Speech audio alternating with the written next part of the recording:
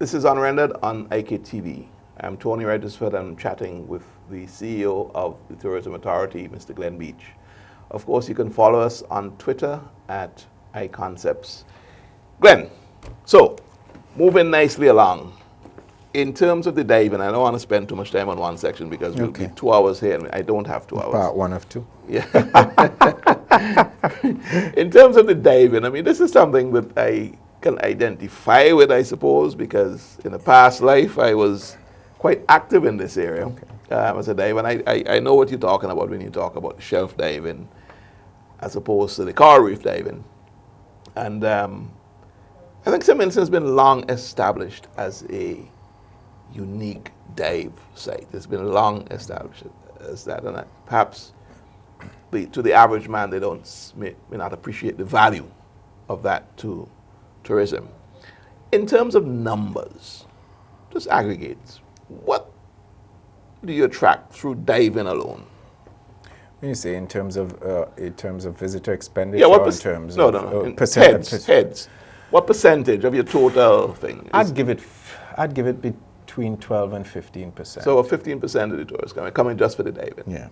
Right. Of which there's a lot of room for growth, because one of the issues with our dive market is simply this. Divers, as you said, you've been involved in it. Divers love to travel with their equipment. That equipment is not light. Right. And so once the connection over to St. Vincent and the Grenadines becomes a problem, whether it's from Barbados, St. Lucia, Trinidad. They get that bottleneck with Liat. They get that bottleneck with Liat, and that's an issue. We just attended DEMA in Las Vegas, which is one of the biggest dive shows in the world, if not the biggest in North America. And you know, it was funny. A lot of dive operators came to the booth, and we made some sales. And they were asking about the airport. I tell them, and a few of them said, you know, we want it, but we don't want it.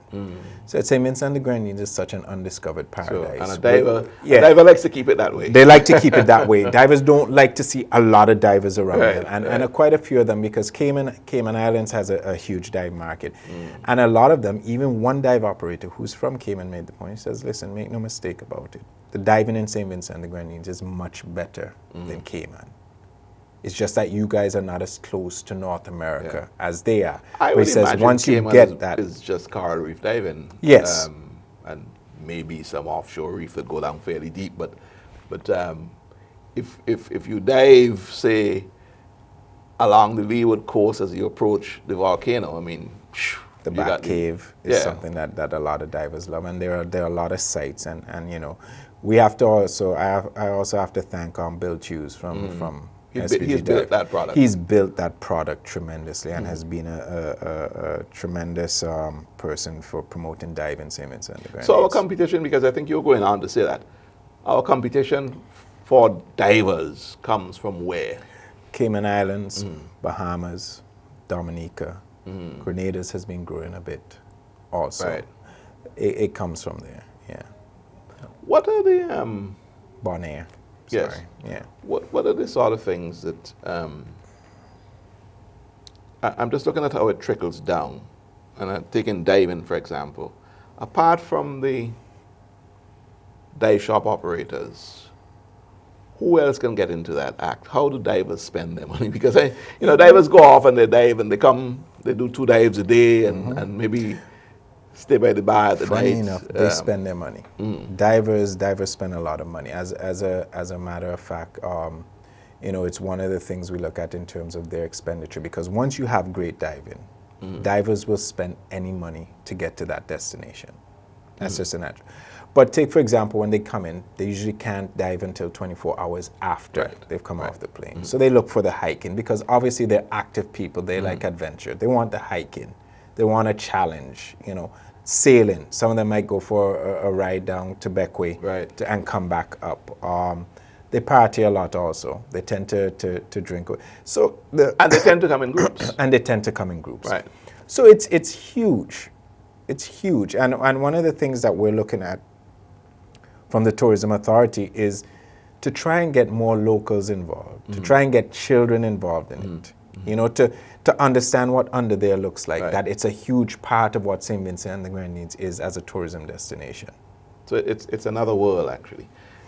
Are you seeing growth getting back to comparing 2013 to 2014 within the diving sector, is that holding its own? It's holding its own. It's basically flat. But diving is something like the yachting sector in terms of people are waiting for the airport to come on stream.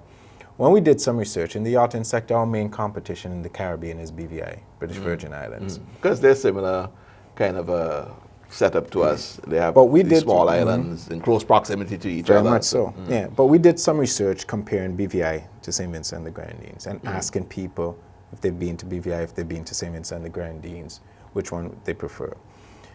93% of those who have been to both destinations sailing prefer St. Vincent and the Grenadines. The problem with St. Vincent and the Grenadines is getting here. Yeah, we're further south. We're further south. Yachties want to get on that boat as quickly as possible. So while it takes them half a day basically to get to BVI, and then by 1 o'clock they're on that yacht. Right. In St. Vincent and the Grenadines, it takes a day, and then you can't get on the yacht until the next day. So from your vacation time to BVI, it takes you 1 day out of your vacation time in traveling. From St. Vincent to St. Vincent and the Grenadines, it's 2 days, which is a problem for them, especially coming from North America, where they have less vacation time than Europeans. And of course, not to mention the fares, because the further south you come, the more expensive. But yachties like divers, if you have great sailing waters, they don't mind paying for it. You mentioned the aspect of romance tourism, as you call it, promoting the destination as a place to come and have your weddings and that sort of thing.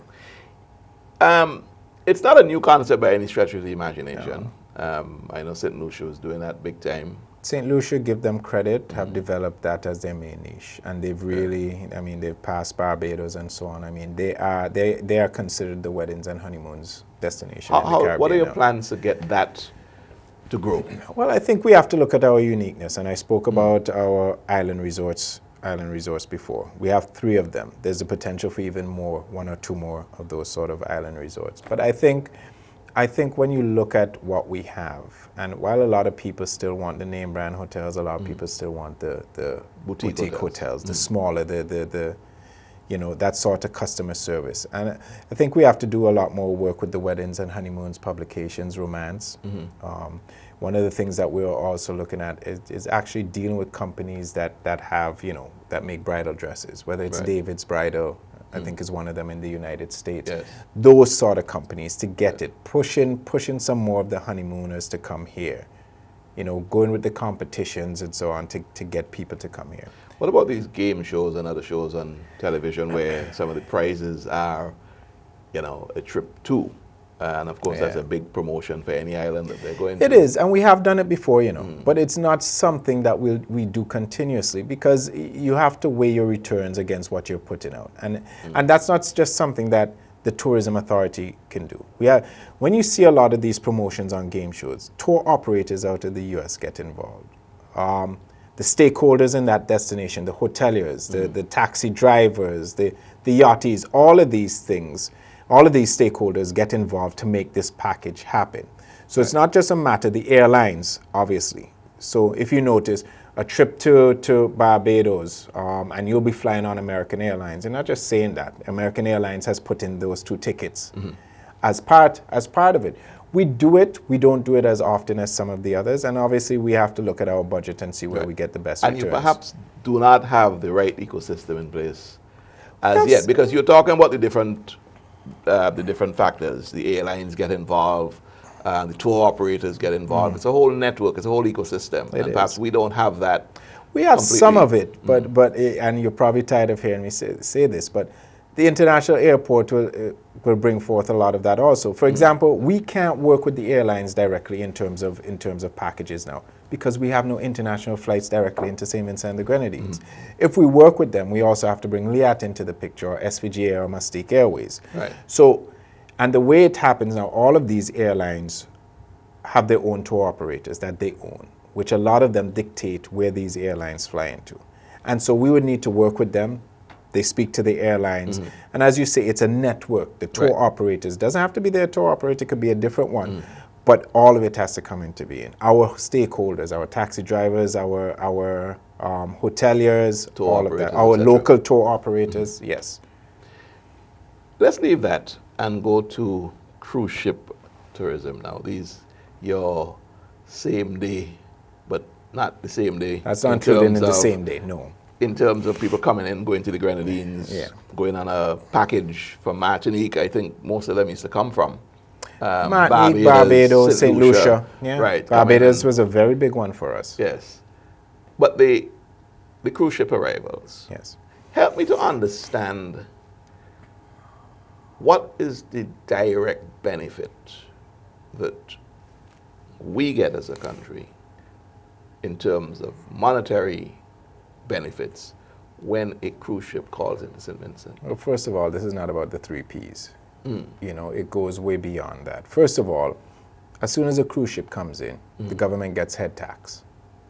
Right. So every head, whether they come off the boat or not. So there are 1,000 people on the boat. If it's $10 a head, it's $10,000. I mean, I'm not saying it's $10. What is it actually? I think our head tax is it's either 7 or 8 US a head. 8 US. Okay. Right. Right. So that's your head tax. I might be subject to correction. I'm not sure if that includes the environmental tax. So there's an environmental tax. There's an environmental tax which you never waive any waivers on because you have to collect their garbage, give them water, all sort of. I'm not sure if the water is included in that. So you have that. Then you have them taking tours, which is a big part of where the cruise lines make their money and where the tour operators here in St. Vincent and the Grenadines make their money. So you have those. You have the taxi drivers coming out and taking taxis, whether it's to the gardens, Fort, to Villa Beach, Darkview Falls, wherever it is. So you have those tours also, which they pay for. One of the things people don't realize, and if you go up by the cruise ship terminal, whenever there's a ship in, there are a lot of people who come off that ship, sit down there and just drink local beers and local foods and these sort of things. So they enjoy it. They have a good time. You've seen it. Oh yes, sorry. Yes, that's true. And you'd be surprised how much they spend on it. I mean, we've seen, when our office was up there, we've seen people just come out, sit down.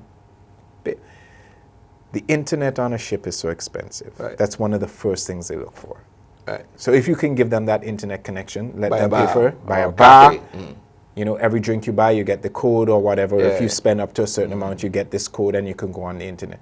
It's a huge thing. Some of them go off, they do the tours with, let's say, like sailors. Right. You know, they might go up to La Soufrière, they might go, Falls of Belen used to be one of our biggest ones until we had it there, but Falls of Belen is now open again. It's open again. It's open again for this season. So you get tours, you get the taxi drivers, you get the local bars or the people on the cruise ship terminal. Don't forget also now that gift shops. Now that we charge for the sites, you get that entrance fee into the sites. So and the gift shops, the souvenirs is a huge part also. Right. But there's a disturbing observation that I have made. I haven't seen it yet this year, where a cruise ship comes in and you get a group of bikers, but all the bikes are from the ship. Yeah. You know? I've seen it too, and I plan to speak to the ministry about it, the Ministry of Tourism and the Port Authority, because I do believe that is money that should be coming into St. Vincent and the Grenadines, and we have that sort of product here that we can offer. So I don't like it, and really and truly, they should have a local person taking them on that ride. The truth is, if you allow the cruise ships, I feel, to control everything, not just on the ship, but what happens on land as well, then you'd find that we have diminishing returns. You know, I mean, there's certain ideas I have about it and the way it should operate. And some people in the Grenadines might get angry with me. I don't think, for example, certain size of cruise ship should be able to go into Miro. Because I think it's more of an environmental. It's an environmental problem. That we cannot manage. Really and truly, it's just too many people. It's too many people. Too much litter, too much breaking off of the coral reef, the snorkeling, this, that. And we have to manage those sites properly. We can't afford to lose them. You know, I remember once upon a time, there's this rumor going around that there might be oil in the Tobago Keys. I said, well, if there's oil there, I don't want to touch it. Now, people might say I'm selfish, but when you look at a place like the Tobago Keys, I don't care how safe it is to drill oil nor what environmental safety you have in there. I think to do anything like Well, that. I have a Ron, friend called Chester Connell. He'll agree with you. I'm sure of that. We're at the end of the section, and when we come back, we'll pick up the conversation. You're watching Unrendered on IKTV. My guest is Glen Beache. He is the Chief Executive Officer of the Tourism Authority. More when we come back.